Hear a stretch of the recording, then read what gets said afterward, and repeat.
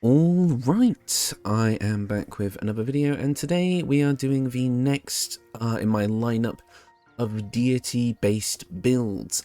This one we're doing the kind of opposing opposite, the twin to my last one, which was the Chosen of Lolth. We are doing the Chosen of Eilistraee, and I mentioned Eilistraee in that video, but I'll go over it quickly here. Eilistraee is the goddess of good aligned Drow. She is the daughter of Lolth and is constantly fighting against her.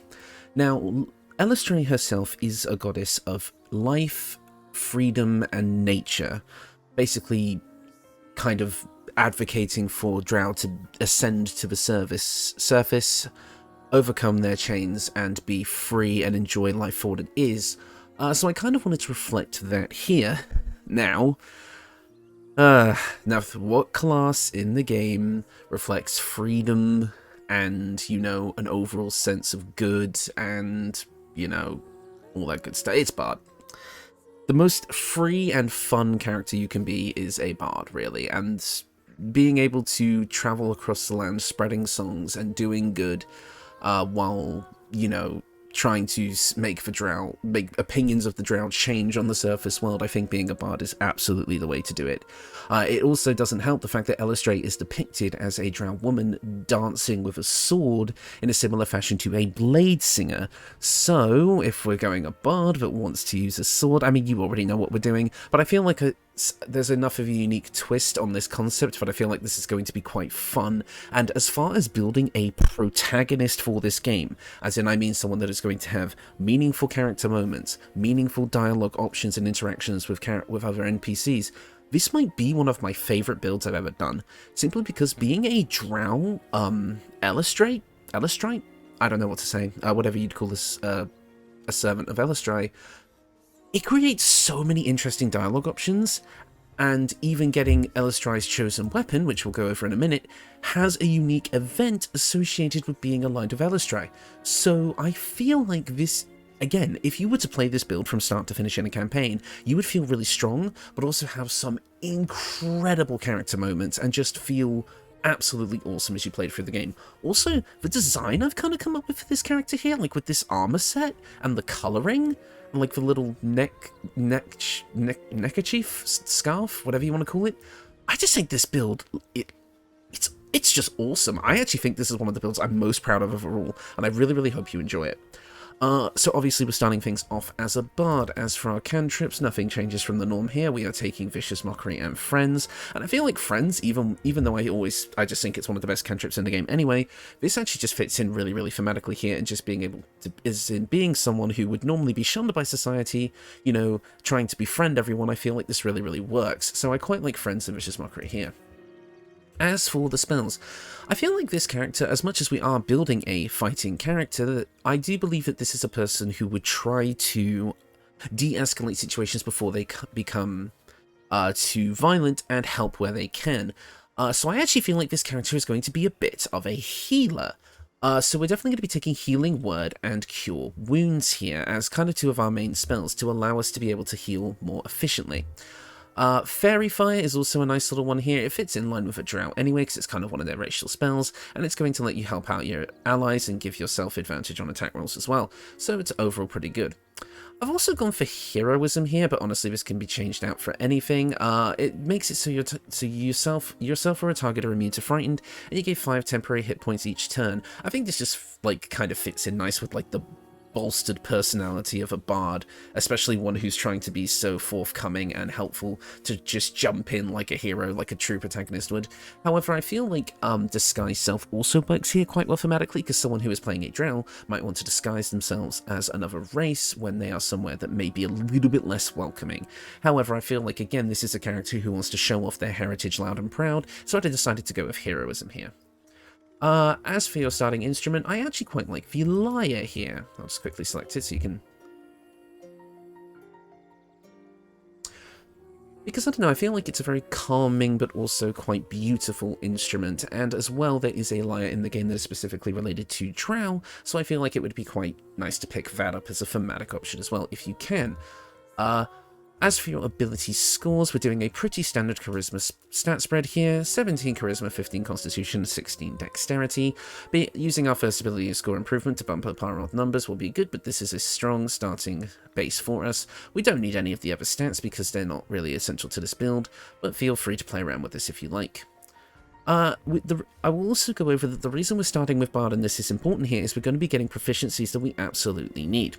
First of all, we're going to be getting longsword proficiency, which we need, light armor proficiency, which will eventually turn into medium armor proficiency with our subclass later, so we'll want that as well, and also being able to get all these extra skills is really, really nice. Persuasion, performance, and deception in particular.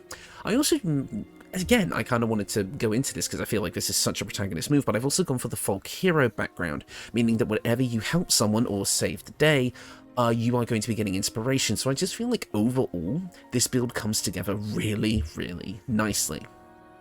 Alright, at level 2 we're going to be switching over to Cleric for a quick moment. Yes, I know we dumped Wisdom, but we're not really actually going to be casting any spells as a Cleric. We just want a few important things. First up, some cantrips. We're going to be wanting to grab Thaumaturgy, Resistance, and Guidance here. All really, really good social spells. Guidance is probably one of the best cantrips in the game alongside Friends, so it's definitely something you want to pick up. Resistance is always good as well for those saving throws, and Thaumaturgy can give you an advantage on Intimidation and Performance checks without triggering the potential hostility that Friends can. So I would definitely pick this up. Our domain is going to be the life domain, and this is going to be quite important because since we're going to be playing a character that can do decent healing, this is just going to bring up that ability even more, with the subclass feature, Disciple of Life. Your devotion empowers your healing spells. When casting a healing spell, the target regains an additional hit points equals to 2 plus the spell's level.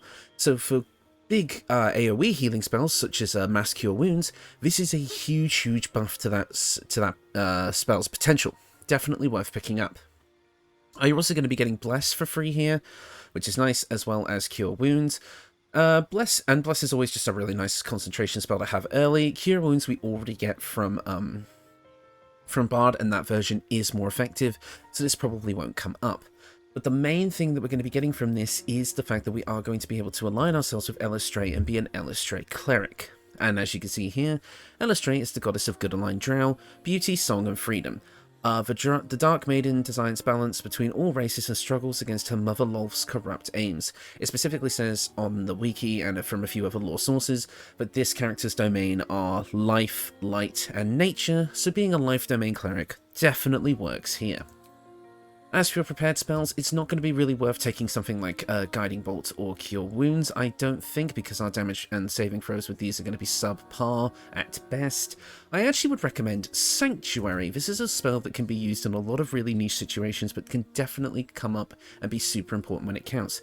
And I think it also works quite nicely for a character that might want to de-escalate conflict before it gets too far, but this is also a good way for you to be able to set up perhaps some non-lethal spell effects that can help with your strategy without having to worry about taking damage as well. Next up, we're going to leave Cleric and go straight back to Bard. I mean, you could take a second level of Cleric if you want Preserve Life, but I don't think it's really good since we'd only be taking max 2 levels of Cleric on this build. So I definitely think we're going to want to jump back over to Bard at this point. Because this is going to give us a ton of things, like Jack of all trades, Song of Rest, and some more spells. We're going to be getting another level 1 spell at this point. You can take whatever you like here. Like I say, Disguise Self might be thematic. Longstrider is always a good spell because it buffs your whole party with extra movement speed. Featherfall is a really good spell for traversing. Speak with Animals can actually be really, really good here if you want those extra dialogue options. And I think this is one I'm going to take overall just because I quite like the ability to give us more dialogue options. As a protagonist, you want to be able to do as much as possible in a video game, and this is going to let you do even more. However, if you want something purely for combat, I would absolutely recommend Tasha's Hideous Laughter. Being a bard who is so funny that your opponents can't help but laugh is just really, really fun and feels thematic. But honestly, I quite like Speak with Animals here just to be able to access that additional bit of dialogue. Also going to get Fairy Fire as a racial feature here once per long rest. Pretty good. We are getting it as a regular spell anyway, but being able to use it without a spell slot is always nice.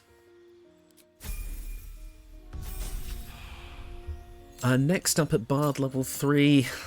I mean, do I even have to drum it up here? You know what we're doing. We're going College of Swords. we are playing a kind of a Bladesinger type character here, and while we don't actually have blade singing, or as I might have gone that route, we can get the next best thing, which is the College of Swords Bard. You know the deal at this point. I've done this a bunch of times. We're going to get a fighting style. We're going to be getting our flourishes, one that lets us attack up to 2 enemies at once, one that lets us increase our armor class by 4, and one that lets us basically teleport to an enemy after hitting them. They all do an extra 1d6 of slashing damage, and can be used at range or with a melee weapon. One of the best subclass features in the game, bar none. These all come with really unique animations that are really fun to use.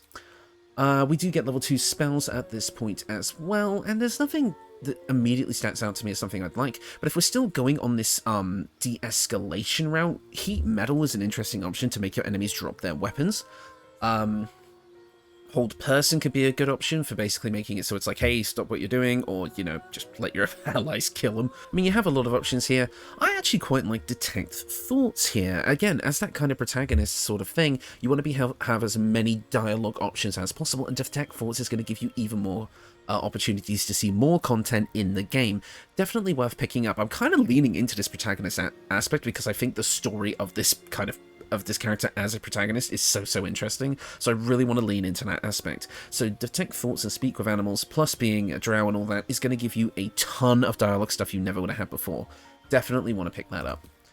At this point, you can kind of choose what you want. If you feel like you want to go for maybe a 2-weapon fighting style, maybe picking up the dual wielder feat later on to be able to wield your longsword with maybe another longsword, this is absolutely a powerful option, and something that I think would be quite powerful. But I'm going to take dueling here since I am only wielding like 1 sword in my hand, and again, it says that this does not work with versatile weapons.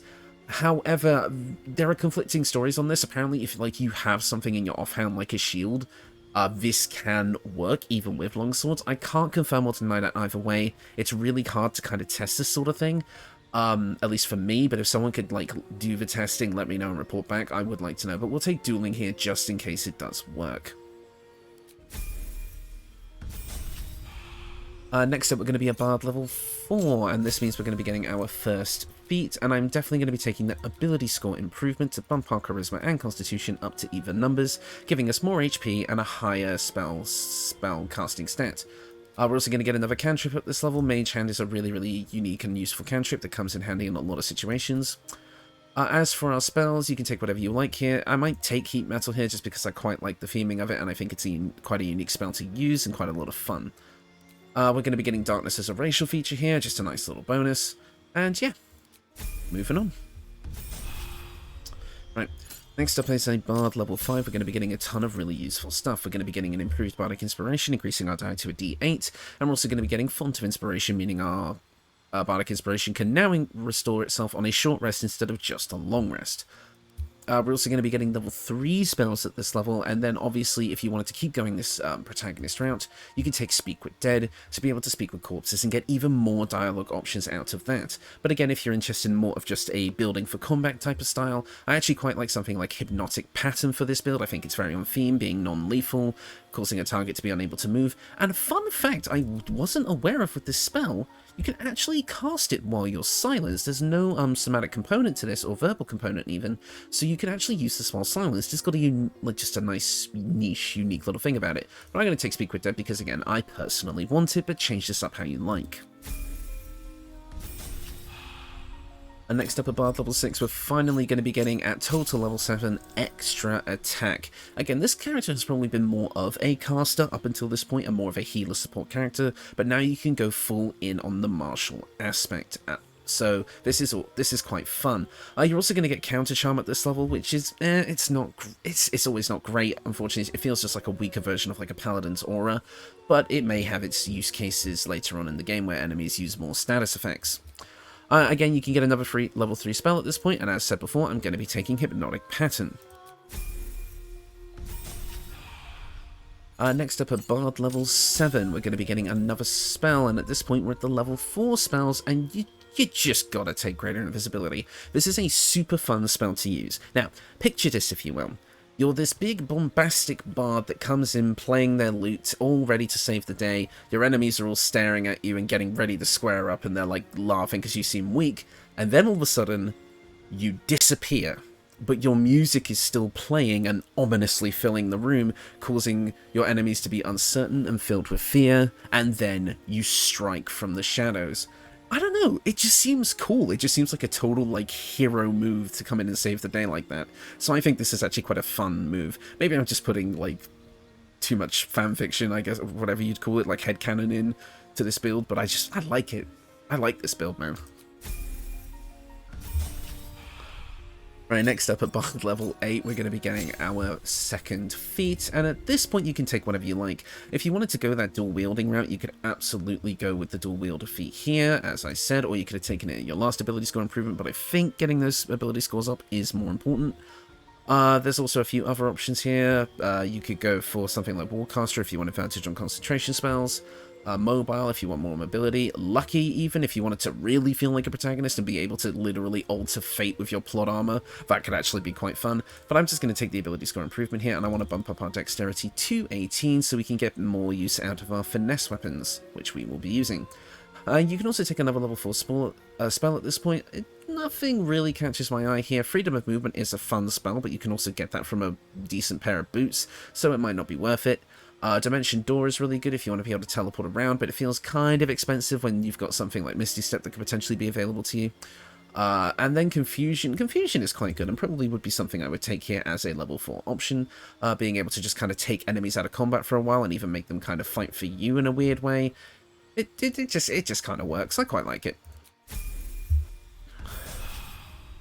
Next up at Bard level 9, we're going to be grabbing another spell. Nothing too crazy here, but at this point we are on to level 5 spells, and I absolutely want to stay on the theme of a healer and take Mass Cure Wounds, because we took that level of Life Cleric. This is going to be even better than it was before.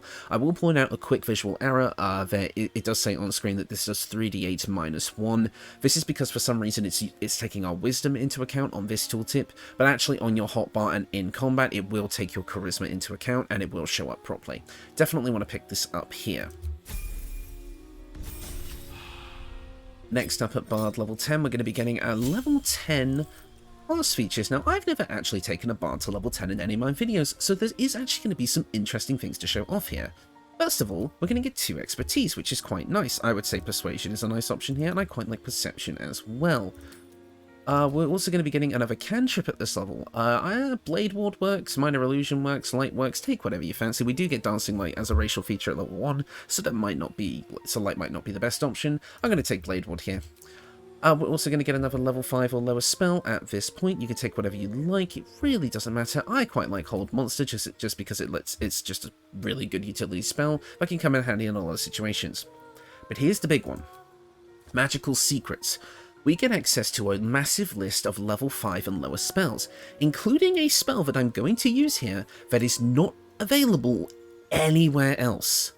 This is Banishing Smite, a level 5 abjuration spell that can be used either melee or ranged. It adds an additional 5d10 force damage to your attack and has the ability to possibly banish a target with 50 hit points or less. You cast it as using both your action and your bonus action, and it requires concentration much like the other Smite spells, but I don't believe this uses your spell slots if you miss, the same as the others. This, I just want to pick it up here because it's so unique, and you cannot get this anywhere else. And it actually is really powerful. I used it in my testing, and it is just a really fun spell to use. And it feels like you're getting some sort of massive, big attack from your god or patron or whatever. So I feel like as a chosen of a god, this is really fun to have. It gives it this build just a little bit of paladin, and it's really fun. As for your second spell, it can be whatever you like. Pick your preference here. If you wanted to lean more into the healer, Mass Healing Word is a really powerful option. You could also go with Spirit Guardians here, although we are a little bit concentration heavy, so you might not be using this as much, but Spirit Guardians is still an extremely powerful option that fits on theme for someone who is a bit of a holy warrior. Haste is an absolutely immaculate spell, you know it, you love it. Again, concentration based, but still really strong and would just buff up this build immensely. Counterspell, really powerful, and kind of works on that kind of de-escalation aspect that we keep talking about. There are so many good spells. This is absolutely a pick your favorites moment, and I'm serious, pick your favorites. There is so much good stuff here that I feel like it's actually overwhelming that we only get 2. I'm honestly going to just go with with the theme I've been going for here and grab Mass Healing Word. This way you can be the team's dedicated healer if you really want to. Yeah, maybe getting this at level 10 is a little bit underpowered compared to, you know, some of the other options here. But again, this is just take whatever you want. Have fun. Because this is fun. This is a fun build and I love it. And our final level can be whatever. I I built in my notes leading into this video to build Bard to level 11, because you could get something like Otto's Irresistible Dance, but honestly this is up to you, so I will go over a few options here you could go for. You could take that 2nd level of Cleric, as we discussed, but I don't really think you're going to get much out of it. There is some interesting level 1 options here you could go for. You could go for a Storm Sorcerer, which would give you the ability to fly after casting a leveled spell using the subclass feature that you'd get at level 1. Pretty good, but probably not the greatest option, maybe. If you went for a level of Wizard, you would have access to every spell scroll in the game, because we are a full caster all around. So you could go for that route if you wanted extra spells. Maybe that could be like another extra side quest on your mission throughout the game to get a ton of spells and build an interesting kit. You could go for Rogue, maybe if you wanted sneak attack. You could go for Fighter if you wanted another fighting style. There's a lot of options here, so it is definitely a pick your favorite situation. But for the sake of this build and just keeping things simple, I'm going to go for that 11th level of Bard, and I am going to be taking Otto's Irresistible Dance, because again, it is just another fun spell that you can't really get any other way. And it kind of works like the hold person spells, but this one makes them dance, which is just super, super fun. I really, really like this spell. But again, you can take whatever you like here. Eye Bite is also a strong option, but maybe a little bit evil. Just a little bit. Okay, and that is the build. Quite a lot to talk about here. I mean, like, look at all of this. We have got a ton of melee, ranged, magic, support, healing. We've got every option. We've got so much good stuff here.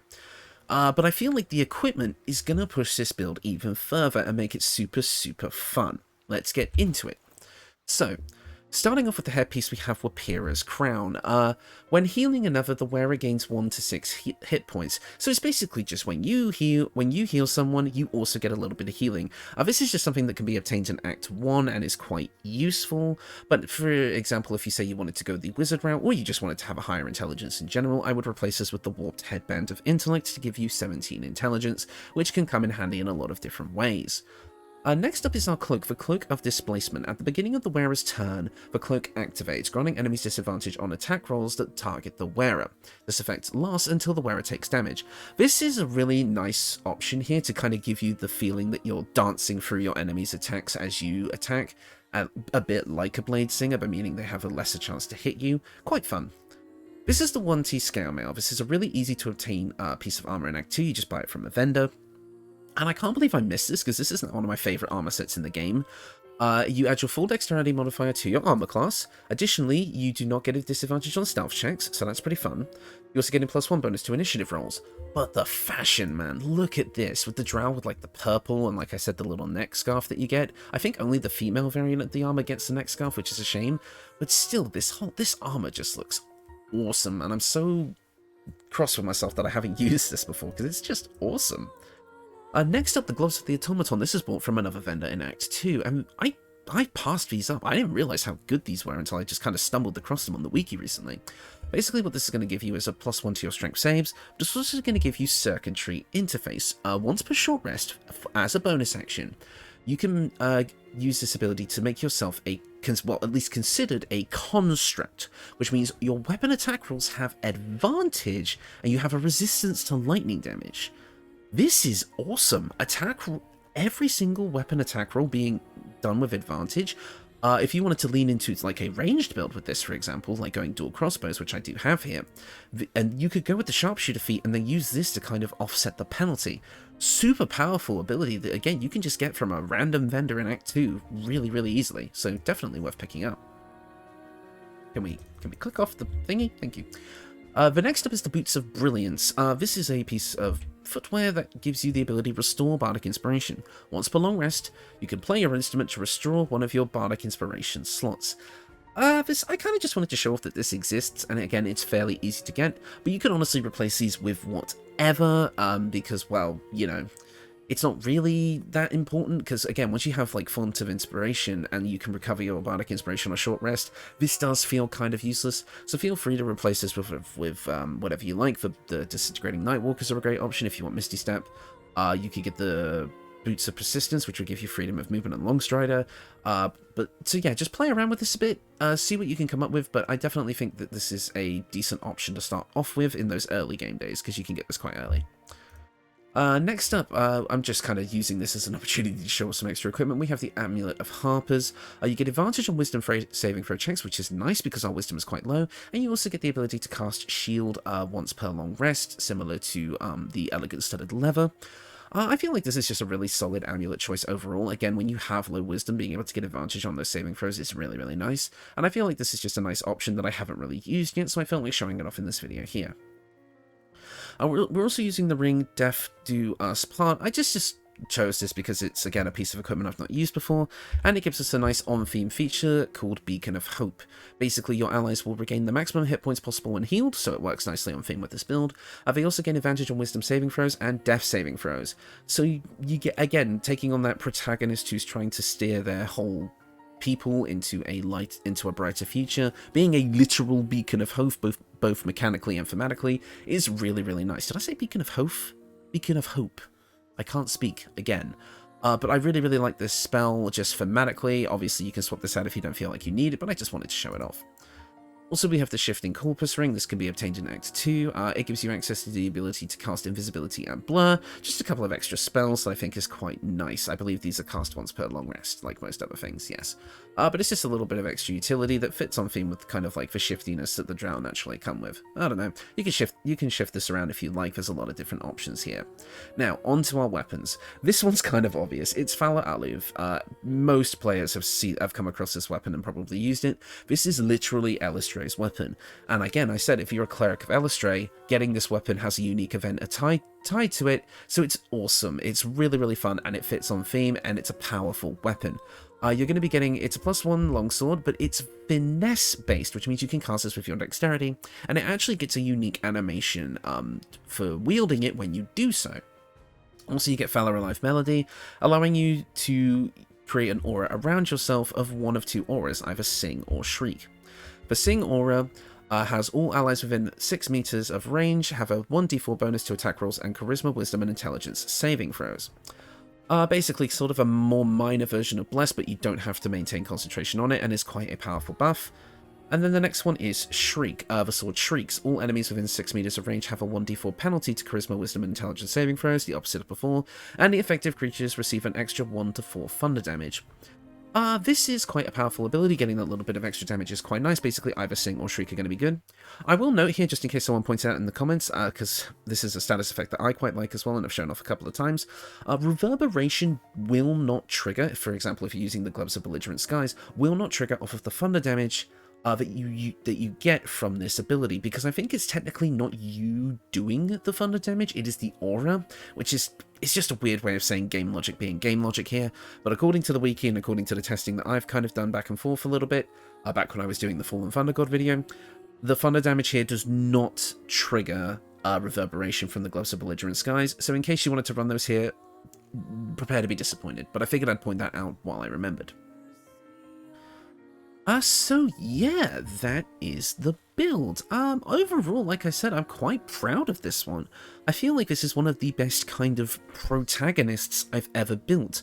It works really well in both the story and mechanical side of playing Baldur's Gate 3, giving you a ton of dialogue options and the ability to really feel like you are playing the hero of the story. And it comes with an interesting backstory of, again, being a literal beacon of hope for your people to steer them in the right direction and become, and you know, turn them good. A race that has been subjugated and kind of pushed aside to being evil, eventually coming back and doing some genuine good. And I don't know, it feels right. It feels like a really cool redemption arc that doesn't require you having to be a Dark Urge character. So yeah, and again, like I said before, this is a compliment to my Spider of Loth build. I kind of built... Oh, Spider of Loth, why didn't I call the video that? Oh, anyway, it doesn't matter. But I kind of envisioned these two characters as being twins. One being kind of like following Loth and being more evil-sided, and one following Eilistraee and being more good-sided. And I feel like that really, really works thematically. So yeah, I think that is going to do it for me. I would definitely say that this is a build I would recommend for an actual playthrough, whereas my other builds are like, yeah, you can definitely play them, and you will have fun, and they're powerful and all this. They don't really, like, consider the fact that Baldur's Gate 3 is a game where you are the protagonist. This build does, and I really do think that you will have a really fun and unique playthrough if you go with this character. But yeah, I think I'm gonna stop myself here before I continue rambling on about my headcanons. So yeah, that's gonna do it. I will see you all next time.